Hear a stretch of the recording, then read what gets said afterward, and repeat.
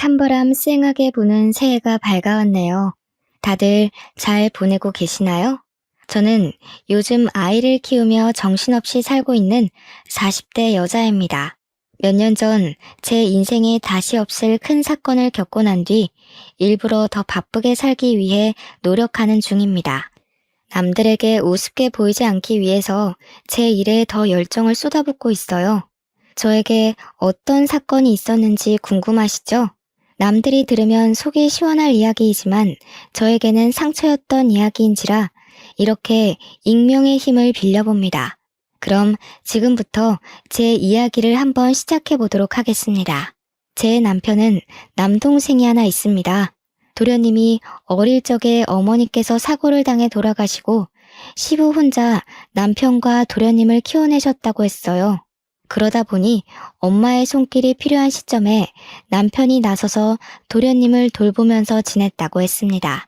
하지만 나이 차가 아무리 많이 나는 동생이라고 해도 남편도 어린애인데 얼마나 엄마처럼 잘 돌볼 수 있었을까요? 남자 셋이서 살다 보니 가사도 엉망진창이고 세심하게 챙겨줄 사람이 없다 보니 도련님이 학창시절에 많이 엇나가고 그랬었다네요.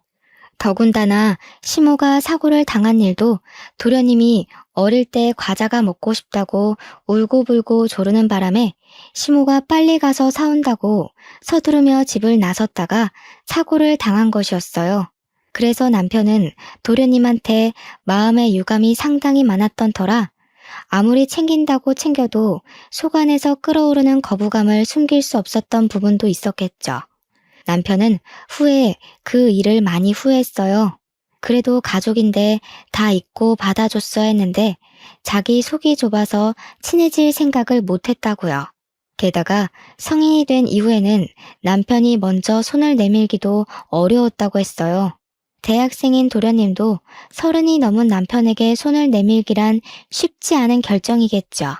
어머니의 죽음에 관한 부채감이 남아있었을 테니까요.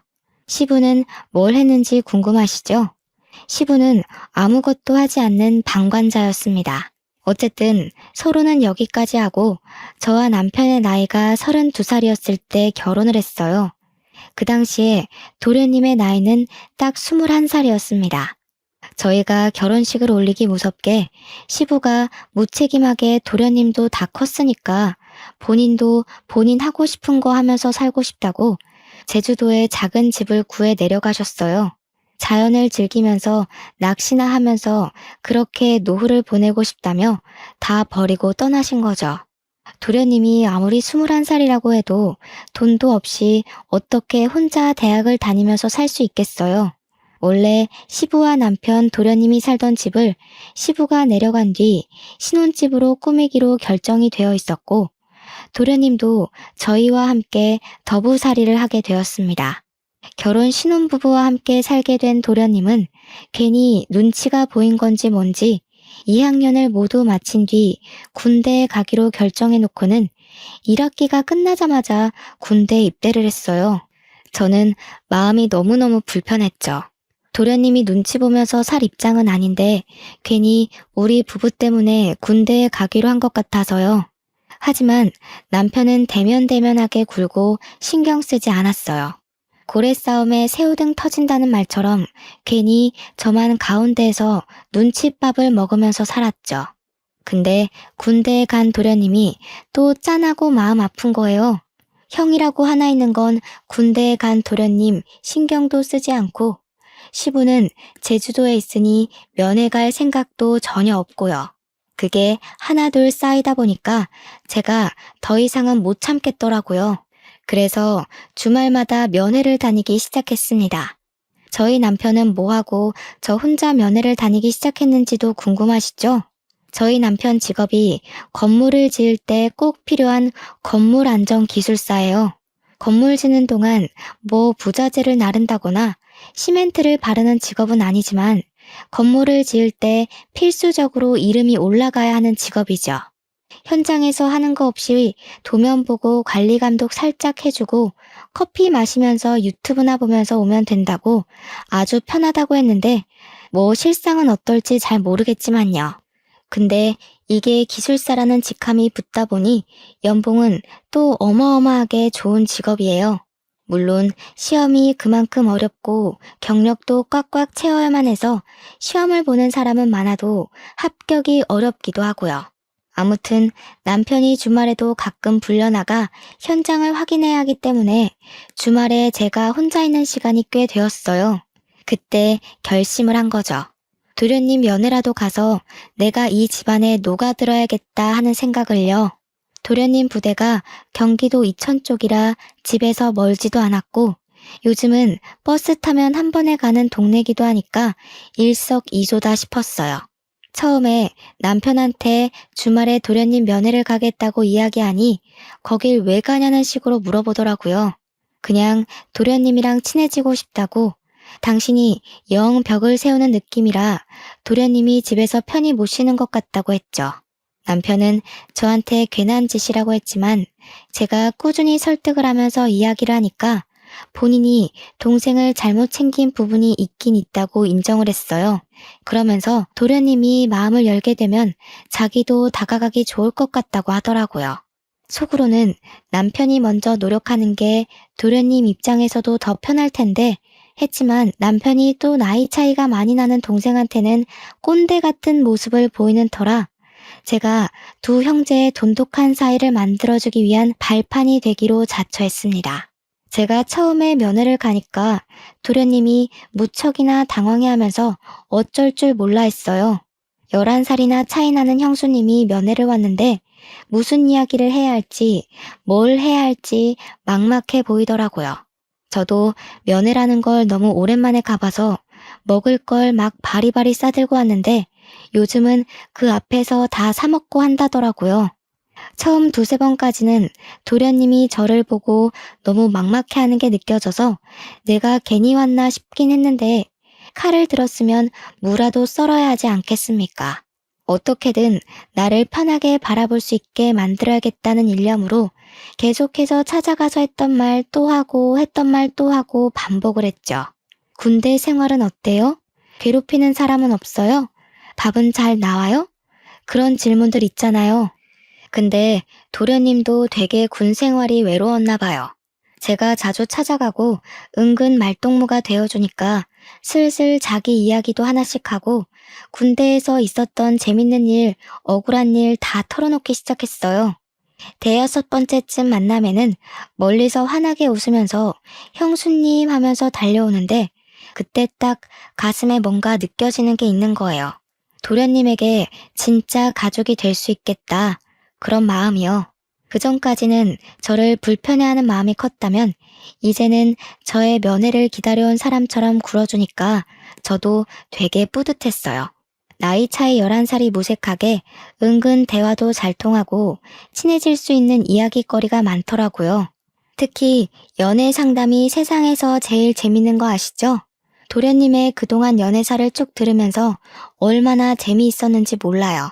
면회하는 그 시간이 너무 짧게 느껴질 정도였어요. 처음에는 시간 언제 가나 계속 시계만 쳐다봤는데 나중에는 벌써 가야 돼? 할 정도로 시간이 순식간에 지났죠. 도련님도 군대라는 외딴 섬에서 지내면서 의지할 곳이 필요했었던 것 같아요. 남편도 시부도 도련님의 의지처가 되지 못하니까 제가 되어주겠다고 마음먹은 거고 도련님은 그걸 받아주었고요. 처음에는 휴가 나와서도 친구네 집에서 지내겠다고 인사만 하고 쓱 사라지곤 했는데 저랑 친해지고 나서부터는 달라졌어요. 집에 들어와서 시간을 보내고 저랑 술도 한잔하면서 못다한 이야기들을 나누기도 했어요. 남편은 그런 도련님의 변화에 매우 놀라워하면서 은근슬쩍 같이 엉덩이 붙이고 앉아서 이야기를 나누기도 했습니다. 도련님도 남편을 어색해하면서도 저라는 교차점이 있으니까 둘 다 슬슬 마음을 열기 시작했고요. 제대를 앞두고 휴가를 자주 나오기 시작한 시점부터는 정말 다른 형제들과 다름없이 둘이 장난치고 노는데 너무 벅차올랐어요. 결혼 처음 할 때 그 어색했던 공기가 무색할 만큼 웃음이 끊이질 않는 집안이 되었거든요. 하루는 도련님이 조금 과하게 술을 드시는 것 같더니 서로 울면서 지난 이야기를 하는데 제가 얼마나 짠했는지 몰라요. 속내를 다 털어놓고 나니 홀가분해 보이긴 했는데 그 이야기들은 절대 가볍지 않은 이야기였어요. 남편은 시모가 그렇게 허망하게 세상을 뜬 것이 동생 탓이 아닌 걸 알고는 있었지만 원망했었다고 이야기를 했고요. 도련님도 꼭 자기 탓인 것만 같아서 매번 마음의 짐이었는데 형까지 자기를 대면대면하게 굴고 싫어하는 티를 내니 그게 너무 힘들었다고 했습니다. 서로 마음속 깊이 자리 잡은 앙금을 털어내는데 제가 다 눈물이 나더라고요. 남편과 도련님도 울면서 서로 이야기를 하는데 결국 다 같이 울면서 새로운 화합을 다지게 되었습니다.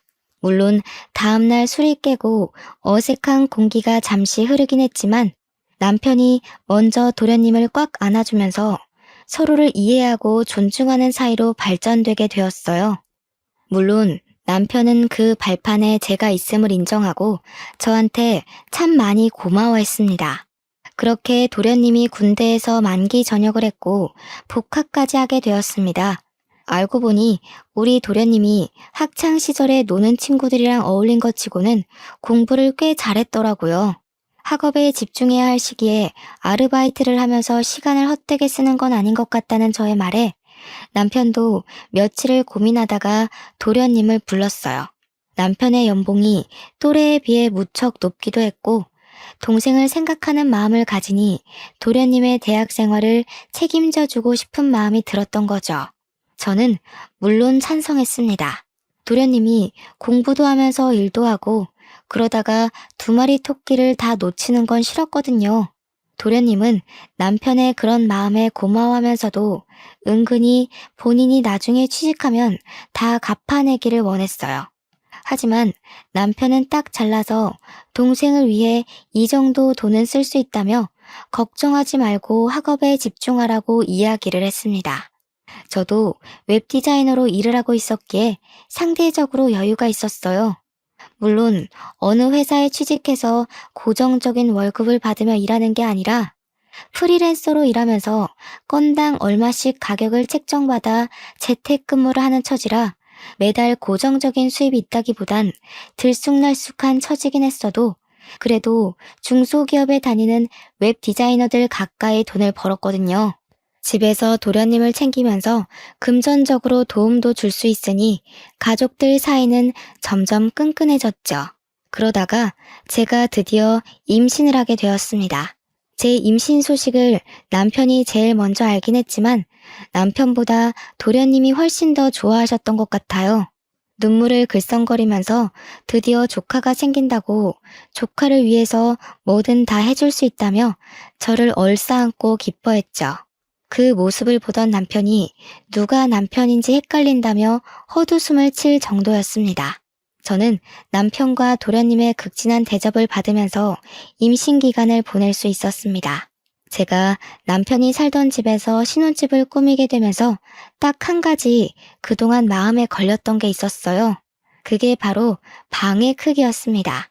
시부가 쓰던 안방을 리모델링하면서 저희 부부가 쓰게 되었고 두 번째로 큰 방이 남편 방이었는데 그걸 남편이 서재로 이용하고 있었거든요.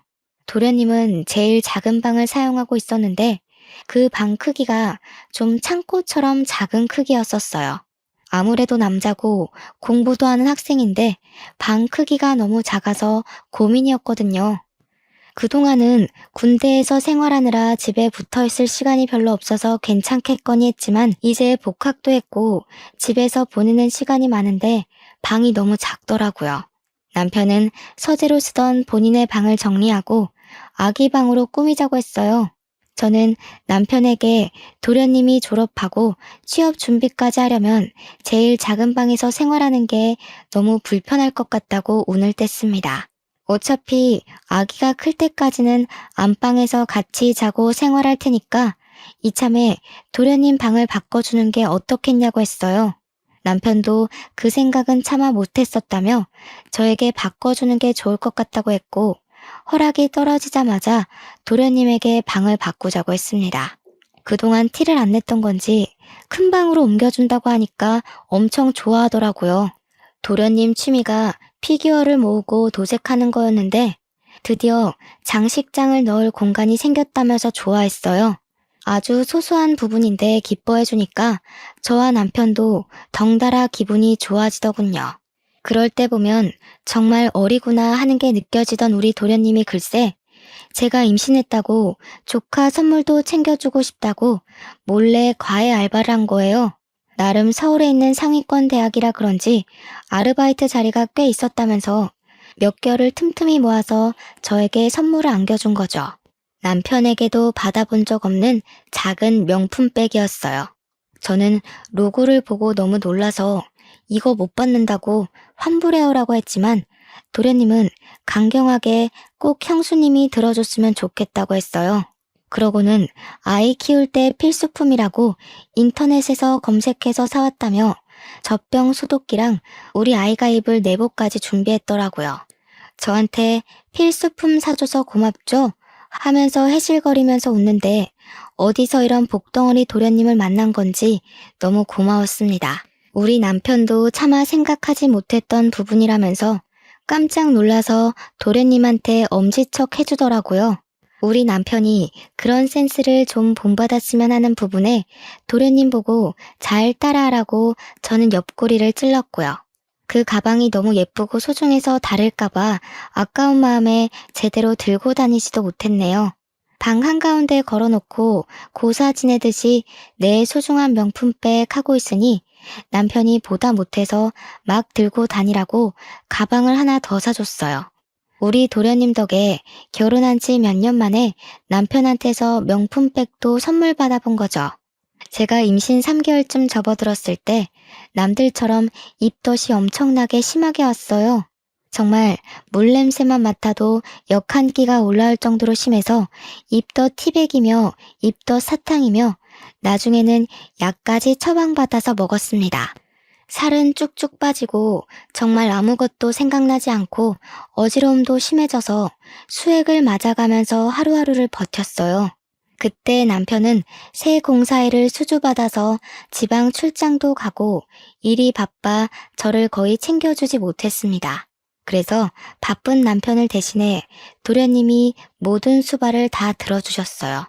입덧이 살짝 가라앉아 먹고 싶은 게 생기면 도련님이 얼른 나가서 사다 주고 구하지 못할 음식들은 정말 인터넷으로 백방으로 알아봐서 어떻게든 구해다 주었어요. 날이 쌀쌀한데 수박이 너무 당겨서 수박바라도 사 먹어야 하나 했는데 수박 주스를 어디서 구해와서 저한테 주더라고요.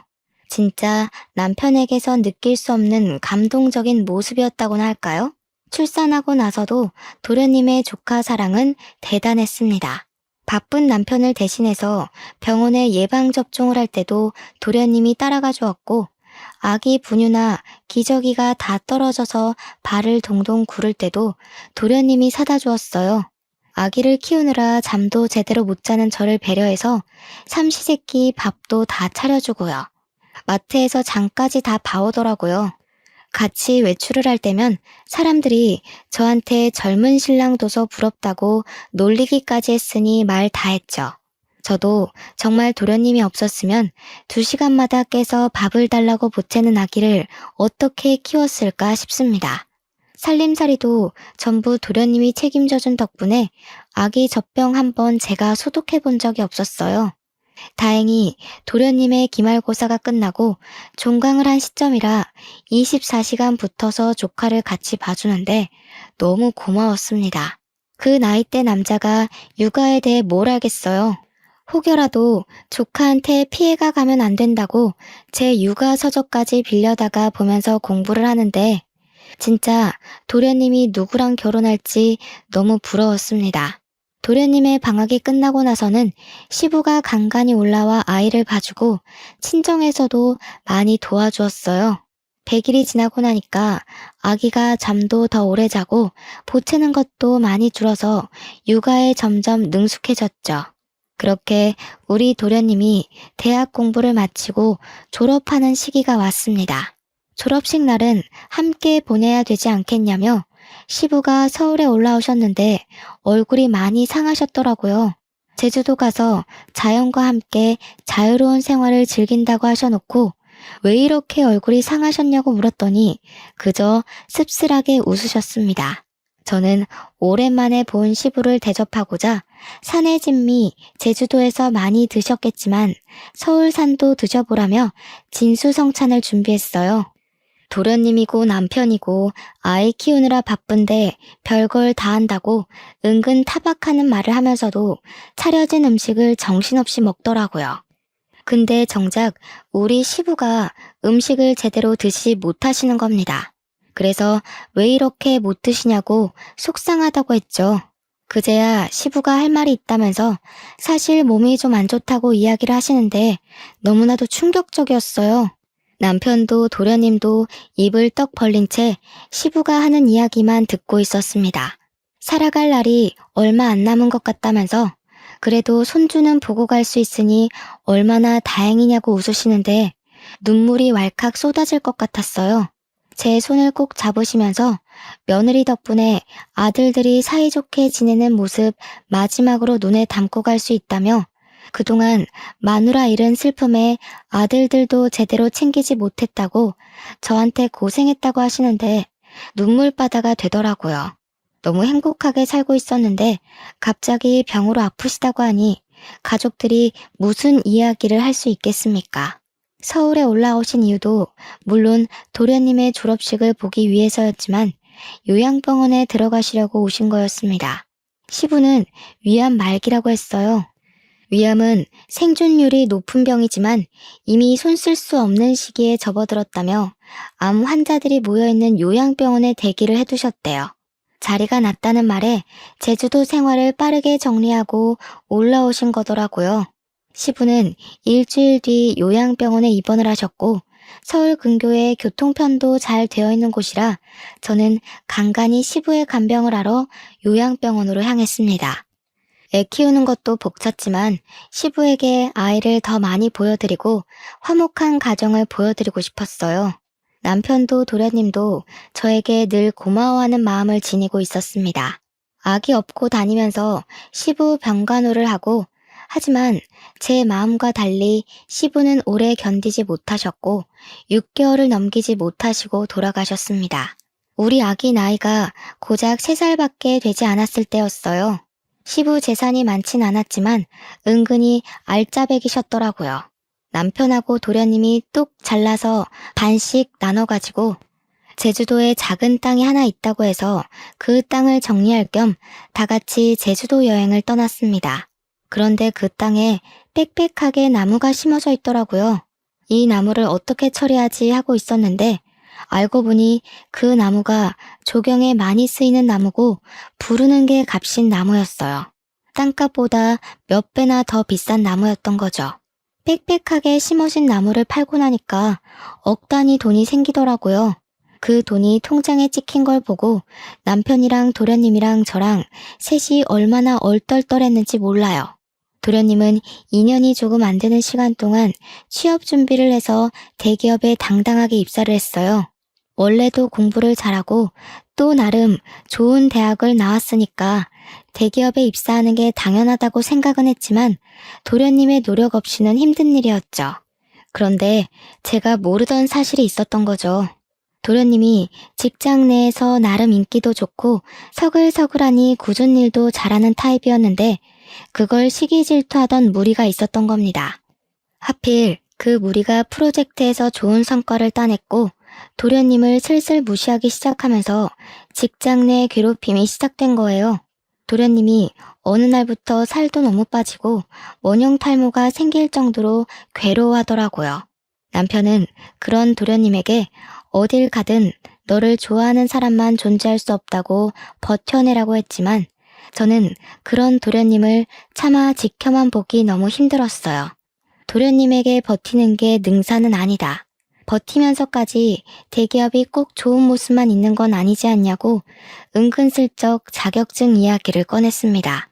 남편처럼 기사 자격증을 따서 일을 하다가 기술사 자격증까지 노려보는 건 어떻겠냐고요. 기술사를 따려면 아무래도 기사 경력이 인정되어야 하기 때문에 시간이 걸릴 순 있지만 결과적으로는 괜찮은 직업 아니냐고 했죠. 아직 도련님 나이가 젊기도 했고 충분히 가능할 거라고 생각했어요. 도련님은 정말 제 말에 용기를 얻은 건지 힘들게 입사한 대기업에 사표를 내고 공부에 몰두하기 시작했습니다. 첫 시험에서 기사 자격증을 따냈고 일을 시작했는데 같은 길을 걷겠다는 동생이 내심 뿌듯했는지 남편이 여러 방면으로 잘 이끌어 주었어요. 남편이 수주받은 건물 현장에 일손이 부족했는지 도련님에게 이야기를 하더라고요. 현장 사람들에게도 추천을 해서 도련님은 남편과 같이 일을 하게 되었습니다. 조건도 괜찮고 월급도 괜찮고 남편이 관리직으로 있는 회사나 다름없어서 그런지 도련님에게 다들 친절하게 군다고 했어요. 도련님도 남편이랑 같이 일을 하기 시작한 뒤로 출퇴근도 같이 하고 점심도 같이 먹고 꽤 즐거워 보였거든요. 그런데 한두 달 지나고 나서부터는 도련님이 또 점점 말수가 줄어들고 저한테도 대면대면하게 구는 겁니다. 늘 살갑게 저에게 말을 걸어주던 도련님이 갑자기 찬바람 쌩하니 부니까 저도 좀 이상했어요. 혹시 직장 내 괴롭힘이 옮긴 회사에서도 있는 건가 싶기도 했고 남편이 관리직이니까 저한테 말을 못해서 저러나 자꾸 눈치를 보게 되더라고요. 저를 피한다는 느낌이 딱 들었는데 곰곰이 생각해보니까 또 이상한 거예요. 직장 내 괴롭힘이 이유라면 굳이 저를 피할 이유가 있을까요? 그렇게 살얼음판 같은 몇 주가 지나고 도련님이 대뜸 분가를 하겠다고 선언을 했어요. 제가 왜 그러냐, 지금도 잘 살고 있지 않냐, 우리 딸이 서운해할 거고 나도 서운할 것 같다고 달랬어요. 근데 도련님이 딱 잘라서 자기도 벌써 30살인데 자리도 잡았고 혼자 살고 싶다고 하는 겁니다. 우리 딸이 몇 년 더 지나서 초등학생이 되면 다 큰 삼촌이랑 같이 사는 것도 불편할 것 같다고 하고 딸은 아직 어리니까 삼촌이랑 못 노는 거냐고 울고불고 하는데 도련님 입장을 생각해보면 우리 딸이랑 놀아주느라 주말에도 못 쉬고 하니까 도련님 생각을 하면 자취하는 게 낫겠다 싶더라고요. 집 근처에서 자취할 거죠? 하고 물어보니까 이번에 대구에 있는 회사에 좋은 조건으로 취직을 하게 되었다면서 대구로 간다는 겁니다. 거기 가면 아는 사람도 없고 기술사 공부나 차근차근 해서 시험 준비도 하고 싶다고.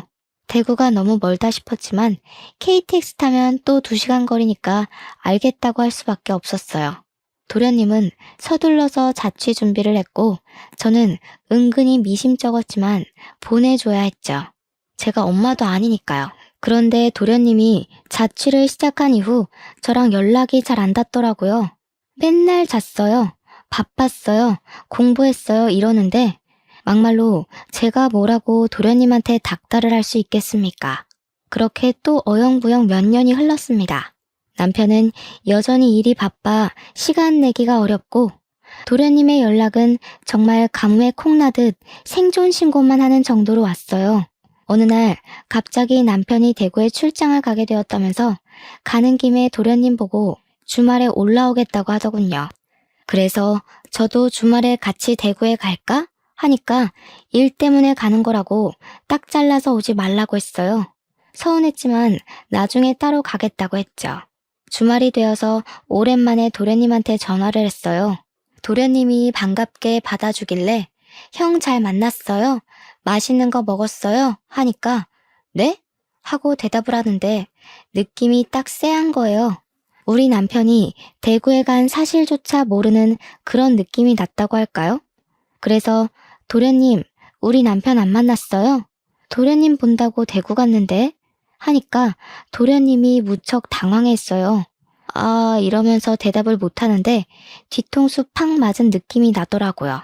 도련님 뭐 알고 있는 거 있냐? 나한테 다 말해달라 하니까 자긴 아무것도 모른대요.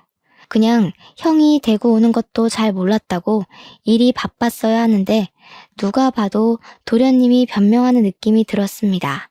그래서 저는 남편이 바람이 났구나 하는 걸 직감적으로 느꼈어요. 그때부터 재택근무하고 있던 웹디자인 일도 눈에 들어오지 않고 아이가 밟히지도 않더라고요. 그래서 일단 남편이 집으로 돌아오고 뻗어서 자는 동안 남편의 휴대폰을 뒤지기 시작했습니다. 그런데 너무 깔끔하게 다 삭제가 되어 있더라고요. 문자며 카톡이며 SNS며 있는 게 하나도 없더라고요. 제일 수상한 게 뭔지 아세요? 카드사 결제 문자까지도 하나하나 다 지웠다는 겁니다. 그래서 저는 남편이 집에서 사용하는 컴퓨터에 공인인증서가 깔려 있다는 걸 기억해냈어요. 남편이 쓰는 아이디랑 비밀번호가 모두 통일되어 있었거든요. 그래서 카드사 홈페이지에 접속을 해서 명세서를 확인하기 시작했습니다. 정말 무슨 정신으로 그걸 일일이 프린트했는지 모르겠네요. 대구에 출장 간다고 한 날도 경기도에 있는 호텔에서 카드를 사용한 흔적이 발견되었고요. 모텔, 호텔, 영화관 이런 내역들이 막 있더라고요. 손이 부들부들 떨리고 목구멍에서 불이 나올 것 같았습니다. 저는 바로 도련님에게 전화를 걸어서 솔직하게 모조리 다 털어놓으라고 했어요. 나 다 알게 되었다고, 남편이 호텔 가고 바람 피우는 거 다 찾아냈다고 하니까 도련님이 한숨을 푹 쉬더라고요. 그제야 모든 걸 다 털어놓는데 남편이 정말 개자식이었습니다. 도련님이 남편이 소개해준 업체에서 일할 때 거기에 있던 경리랑 이상한 낌새가 있다는 걸 눈치를 챘대요. 혹시나 하고 남편을 떠보니까 둘이 바람난 게 맞았고 화도 내고 싸우기도 했다고 했습니다. 그랬더니 남편이 정리할 거라고 했다며 대신 자기가 동생에게 바람 피운 걸 들킨 게 수치스럽다고 집에서 나가라고 했답니다. 얼굴 볼 때마다 그 경리가 생각날 것 같다고. 그러면 형수한테도 죄짓는 기분 아니겠냐? 가정에 충실할 수 있게 나가 살아달라고 했대요. 저한테 말은 못하고 티도 못 내고 전전긍긍하다가 결국 저를 피하게 됐고 집도 나가 살게 되었다고 했습니다. 아직 정리 못한 것 같다고 혹시 그 격리 사진 있냐고 하니 도련님이 이직할 때 쫑파티 하면서 찍은 사진이 있다고 보내줬어요. 아주 어린 여자더라고요. 참나. 그러면서 도련님이 형이랑 이혼하실 거예요? 하고 물어보는데 바람났는데 어떻게 같이 살 수 있겠냐고 했어요. 그러니 차라리 잘 됐대요. 이혼하겠다고 형수가 마음먹었으니 자기도 마음 한결 가벼워졌다면서 바람 잡으러 같이 가자고 하더라고요. 그래서 저는 그때부터 작전을 짰어요. 은근슬쩍 남편한테 주말에 또 출장 가? 하면서 이번 주에는 내가 도련님한테 다녀올까 해 하고 집을 비울 거라고 언지를 줬죠. 그러니 남편이 신나서 저한테 대구 구경도 하고 포항도 가까우니까 바다 구경도 하고 오라고 이야기를 하더군요. 아기도 데려가서 오랜만에 삼촌이랑 만나게 해주라고 막 등 떠밀길래 알겠다고 했어요. 저한테 며칠 다녀올래? 하는데 너무 속 보이잖아요. 그냥 알겠다고만 하고 주말이 다가와 배웅하는 남편에게 웃어주고는 친정에 애를 맡겼습니다. 서울역으로 가서 도련님을 만났는데 도련님이 차를 렌트해 왔더라고요.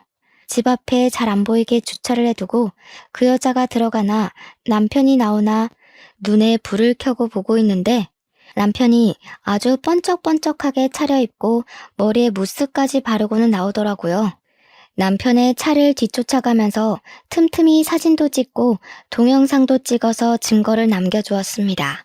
도착한 곳은 영화관이었고 여자를 만나더라고요. 사진 속 그 경리가 맞았습니다. 도련님도 맞는다고 했고요. 영화관에서 나와 호텔에 가는 것만 제대로 동영상을 찍으면 되겠다 싶었는데 이 미친 것들이 우리 집으로 들어가지 뭡니까? 그런데 우리 집이 아파트가 아니라 옛날식 주택이라서 세탁실로 향하는 외부 계단이 따로 존재했어요. 혹시 몰라 열쇠를 늘 들고 다녔는데 그날 때마침 쓸 날이 온 거죠. 그쪽 가서 문을 살짝 열고 주방 쪽이랑 연결된 세탁실이라 몸을 숨기고 거실 소리를 듣고 있었습니다. 남편이랑 상간녀가 신나서 떠들고 있더라고요. 우리 진짜 호텔 안 가도 돼? 집에 있어도 돼? 나 너무 불안한데? 너 우리 집 와보고 싶어 했잖아. 마누라 대구 가서 오늘 안 들어올 거니까 너무 걱정하지 마라. 와이프 그 도련님이랑 바람난 거 아니야? 차라리 그랬으면 좋겠다. 이 집에 내가 들어와 살면 딱인데. 자기랑 나랑 너무 늦게 만났어. 제가 진짜 말도 안 되는 소리에 몸을 부들부들 떨면서 화를 참고 있는데 도련님이 완전 프로처럼 그 모든 걸 다 동영상으로 녹화를 하고 있더라고요. 든든한 마음에 저도 더 참아서 결정적인 증거를 잡아야겠다고 생각했습니다. 근데 자기 동생이 우리 불륜인 거 눈치챘다고 안 했어? 오늘 가서 말하면 어떡해? 그럴 일 없어. 걔 대구 간 게 우리 불륜 알게 돼서였잖아. 내가 너네 형수 가슴 아프게 하고 싶지 않으면 입 다물어라 그랬거든. 너랑 정리할 거니까 시간도 좀 줘라. 대구 가서 살아라 하니까 군소리 없이 가더라. 병신. 근데 왜 그렇게 자기 말을 잘 듣는 거야? 뭐 죄진 거 있어? 내 동생이 우리 엄마 잡아먹었거든. 엄마 죽고 그 부채감이 남아있겠지 뭐. 이미 예전 일이라 신경도 안 쓰는데 혼자 눈치 보는 게 좀 편하게 이용해 먹기 쉬워서 내버려 뒀지. 거기다가 지 형수한테는 또 끔찍하게 잘해요.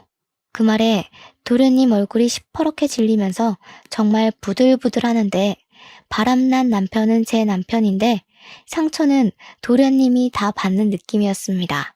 우리 도련님 불쌍해서 눈물 날 것 같고 제가 결국엔 못 참고 뛰쳐나갔습니다. 야, 이 망할 것들아. 제가 소리를 지르면서 달려가자 남편이랑 상간녀랑 둘 다 으악하면서 귀신 본 것처럼 놀래는데 도련님이 뒤따라 나오면서 동영상을 계속 찍고 있었어요. 남편은 놀래서 이게 다 무슨 짓이냐고 오히려 소리를 치는데 제가 콧방귀를 끼면서 말했죠. 무슨 짓은 너네들이 하고 있는 거 아니니? 이 후레자식이야. 어디 이딴 추잡한 짓은 다 하면서 애먼 사람 마음을 들먹여서 협박을 해. 그러면서 제가 다 쳐죽일 년놈들이라고 소리를 지르며 잡히는 대로 물건을 막 집어던지기 시작했습니다. 남편은 그 와중에 저한테 진정하라는 둥 말도 안 되는 소리를 짓거리고 있고 상간녀는 슬금슬금 눈치 보면서 현관문 쪽으로 가더군요. 시부가 남겨준 집에서 가족 사진이 저기 떡하니 걸려있는데도 바람이 피고 싶은 건지 아니면 바람을 피우고 있기 때문에 눈에 보이는 게 없는 건지 정말 저는 남편에게 이 집에서 전현이랑 뭘 하려고 했냐고 막 추궁했어요. 남편이랑 상간녀 둘 다 아무 말도 못하고 뻘뻘 땀만 흘리고 있더라고요. 정신 나간 것들. 다 죽어서 지옥에나 떨어지라고 저주를 막 퍼붓고 실성한 사람처럼 고래고래 소리를 질러댔죠. 그러니 도련님이 저를 딱 붙잡더라고요. 형수님, 증거 다 모았어요. 걱정 마시고 너무 화내지 마세요. 제가 진짜 우리 도련님 없었으면 어쩔 뻔했어요. 하나뿐인 형이라고는 저 모양 저 꼴로 살고 있고 남편은 동생의 죄책감 교묘하게 이용해서 바람을 피우는 게 말입니까 정말? 현관문 앞에 서서 눈치만 보고 있던 상간녀는 제가 당장 꺼지라고 집 나가라고 소리를 치자마자 불이 나게 도망을 쳤습니다. 남편도 뒤따라서 나가려고 하는데 도련님이 목덜미를 콱 잡더라고요. 아니, 형 집은 여긴데 형이 가긴 어딜 가? 그러자 남편이 막 제 눈치를 보고 도련님 눈치를 보고 아무 말도 못하고 하는데 도련님이 카메라를 남편에게 쓱 들이밀었어요. 이때다 싶어서 제가 이혼 합의하자고 동생 남길 거니까 카메라에 대고 대답하라고 윽박을 질렀습니다. 위기를 어떻게든 모면하고자 한 남편은 제가 시키는 대로 따라했습니다. 양육비는 매달 200만 원씩 주겠습니다. 이 집 팔아서 반반 나누겠습니다. 팔지 않을 시 시세의 반을 주겠습니다. 상간녀랑 정리하기 전까지는 이혼을 해도 면접 교섭권 자격이 없다는 걸 인지하겠습니다. 남편에겐 매우 불리한 내용이긴 하지만 사회적 지위라는 게 있는 남편은 제 말을 고지고대로 따라해 주었죠. 저는 다음날 도련님과 함께 이혼 전문 변호사를 찾아갔습니다.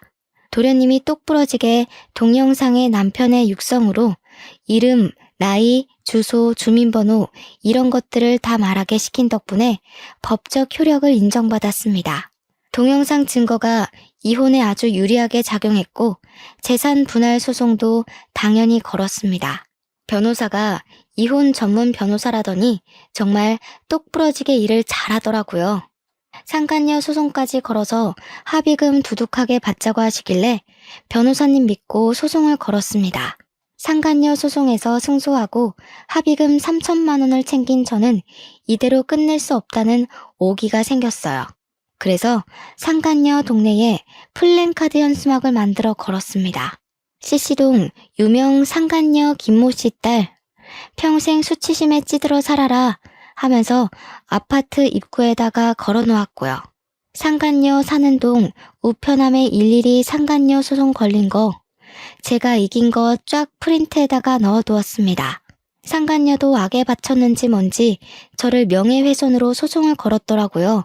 그래서 저는 모든 걸 인정하고 반성한다는 거짓말로 벌금형으로 마무리했습니다. 벌금 100만 원에 속에 사이다 콸콸 쏟아부었으면 남는 장사 아닌가요? 남편과 이혼 소송은 집 반값을 통장으로 받고 위자료도 나무 팔았던 돈을 가지는 걸로 끝냈습니다. 남편이 그 돈 한 푼도 안 쓰고 내버려 뒀더라고요. 시부가 주는 돈이다 생각하고 제가 챙기게 된 거죠. 양육비는 아쉽게도 200만 원까지는 받을 수 없었지만 120만 원에 합의를 하게 되었습니다. 당연하게도 남편과 도련님은 절연을 하게 되었어요. 남편이 추후에 어떻게 저를 도와 그런 발칙한 짓을 할 수 있냐며 도련님한테 욕을 엄청나게 했대요. 찾아와서 때리는 신용도 하고 눈에 띄면 뭐 발목을 분질러 버리겠다는 둥 저열한 협박은 다 했더라고요. 물론 도련님은 그 모든 통화 녹음본을 들고 경찰을 찾아가 접근 금지 신청도 냈고요. 결국 대구 생활도 청산하고 우리 친정집 근처로 이사를 오게 되었습니다. 저와 남편과 살던 집에서 모든 짐을 정리하고 친정에 들어와 살게 되었거든요. 이혼하고 돌아간 게 너무나도 면목 없고 죄송스럽지만 육아를 도와줄 수 있는 손길이 필요하긴 해서 어쩔 수 없이 결정했습니다. 도련님은 친정 근처에 자리를 잡은 뒤 저에게 꾸준히 요청을 했어요. 저희 딸 공부하는 거 도련님이 지원해주고 싶다고 말이죠. 받은 유산도 있고 하니 살림살이 넉넉하다고 하는 겁니다. 본인 대학 등록금부터 취업 활동할 때까지 용돈도 주고 일일이 챙겨준 게 다 형수가 한 거 아니냐면서 은혜 갚고 싶다고 말하길래 그러지 말고 앞으로는 비밀 없이 힘든 거 있으면 다 말해달라고 했어요. 가끔 조카 용돈도 주고 저 맛있는 것도 사주고 그래주면 고맙겠다고. 애 양육은 제가 해야 하는 게 맞고 전 남편이 해야 하는 거라고 이야기했죠. 전 남편과 절연까지 한 마당에 의지할 곳은 저뿐이라며 앞으로도 잘 지내자고 너스레를 떨었습니다. 정말 가족처럼 아직까지도 잘 지내고 있는 중이고요. 전 남편은 결국 상간녀 소송 걸려서 집안 망신 시킨 거부터 시작해서 돈 물어주고 양육비 매달 줘야 하는 거 등등 상간녀랑 피 터지게 싸우고 헤어졌다고 하더라고요. 세기의 사랑인 척 하더니 얼마 못 가 파국을 맞았다는 소식에 얼마나 고소했는지 모릅니다. 우리 친정에서도 도련님을 아들처럼 생각해 주시기로 했어요. 이제는 누나 동생 하는 사이로 지내며 지난주에도 집에서 밥 먹고 갔네요. 좋은 여자 만나서 장가갈 때까지 제가 옆에서 가족처럼 의지처가 되어주려고 합니다. 도련님 덕분에 저도 앞뒤가 다른 인간이랑 이혼하고 새 출발할 수 있게 되어 너무나도 기쁩니다. 앞으로도 의좋은 사이로 잘 지내보겠습니다. 사연 들어주신 여러분 감사합니다.